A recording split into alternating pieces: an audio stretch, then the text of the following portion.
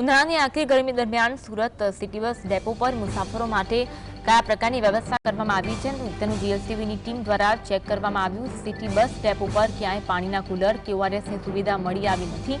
દરરોજ હજારો મુસાફરો ડેપોની મુલાકાતે આવતા હોય છે।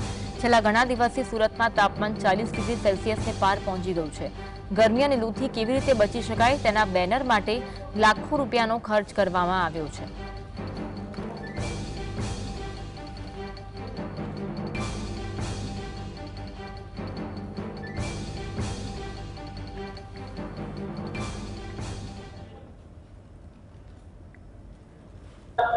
સુરત શહેરની અંદર કાળઝાળ ગરમી વચ્ચે રિયાલિટી ચેક કરવા માટે જીએસટીવીની ટીમ જે છે તે સુરત રેલવે સ્ટેશન ખાતે આવેલા સિટી બસ સ્ટેન્ડ પર પહોંચી છે, પરંતુ ઓઆરએસ અથવા તો કુલરની કોઈ પણ વ્યવસ્થા કરવામાં નથી આવી। આપણે બસ સ્ટેન્ડના દ્રશ્યો બતાવવાનો પ્રયત્ન કરી રહ્યા છે કે અહીંયાથી હજારોની સંખ્યામાં મુસાફરોની અવરજતી થતી હોય છે, પરંતુ કોઈ પણ અહીં ઉભેલા મુસાફરોને પાણી અથવા તો ઓઆરએસની સુવિધા જે છે તે સુરત મહાનગરપાલિકા દ્વારા કોઈ પણ પ્રકારે આપવામાં નથી આવતી, કારણ કે સુરત સહિત દક્ષિણ ગુજરાતમાં કાળઝાળ ગરમી પડી રહી છે અને ગરમીના કારણે કેટલા લોકો પીડાઈ રહ્યા છે અને ખાસ કરીને લોકોને અહીંથી અવર જવર લાખોની સંખ્યામાં થતી હોય છે।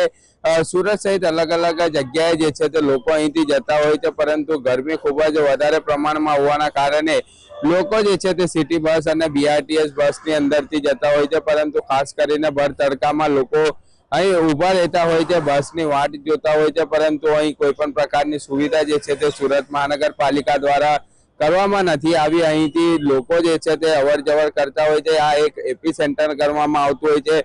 એપી સેન્ટર તરીકે ઓળખાતું સુરત શહેરની અંદર જે બીઆરટીએસ બસ હોય કે સિટી બસની રાહે લોકો ઊભા રહેતા હોય છે, પરંતુ ગરમીની વચ્ચે જે રીતના તડકામાં લોકો વચ્ચે ઊભા રહેતા હોય છે, પરંતુ કોઈ પણ સુવિધા જે છે તે પાણીની અથવા તો કુલરની ખાસ કરીને ઓઆરએસની કરવામાં નથી આવી, એટલે કે સુરત મહાનગરપાલિકાનું તંત્ર હજી પણ ઘોર નિંદ્રામાં જોવા મળી રહ્યું છે। અને ખાસ કરીને જે રીતના ઓઆરએસ ની સુવિધા અથવા તો પાણીની કુલરની સુવિધા કરવી જોઈએ તે કોઈ પણ પ્રકારની અહીં જોવા નથી મળી રહી, અને ખાસ કરીને લોકો અત્યારે બસની રાહે અહીં ઊભા જોવા મળી રહ્યા છે। એટલે કે જે રીતના સુરત મહાનગરપાલિકાની ટીમ એક તરફ વાત કરી રહી છે કે ઓઆરએસ સહિત અલગ અલગ પાણીની સુવિધા મૂકવામાં આવી છે, પરંતુ કોઈ પણ સુવિધા જે છે તે અત્યારે અહીં બસ સ્ટેન્ડ પર જોવા નથી મળી રહી, જે જીએસટીવીની રિયાલિટી ચેકની અંદર જોવા મળી રહ્યું છે। જે રીતના લોકો અહીં મોટી સંખ્યામાં ઉપસ્થિત છે, બસની રાહ જોઈ રહ્યા છે, પરંતુ કોઈ પણ પ્રકારની અહીં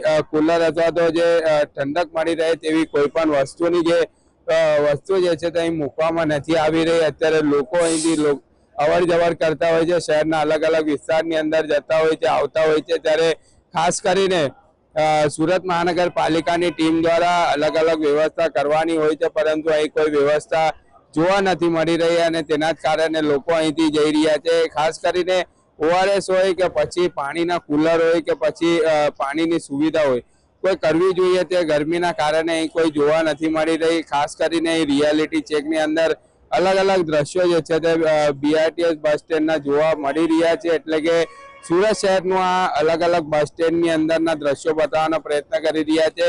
ખાસ કરીને સુરત રેલવે સ્ટેશન પાસે સુરત મહાનગરપાલિકાનું એક એપી સેન્ટર તરીકે ગણાતું બસ સ્ટેન્ડ છે, પરંતુ અહીં કોઈ પણ પ્રકારની સુવિધા જે છે તે અહીં જોવા નથી મળી, એટલે કે સુરત મહાનગરપાલિકા કહી શકાય, કારણ કે લોકોને રાહત મળી રહે તે માટે એક વ્યવસ્થા કરવી જોઈએ, પરંતુ કોઈ વ્યવસ્થા અહીં નથી, એ ચોક્કસપણે રિયાલિટીની અંદર જોવા મળી રહ્યું છે। સાહિદ જગતાપ, જીએસટી।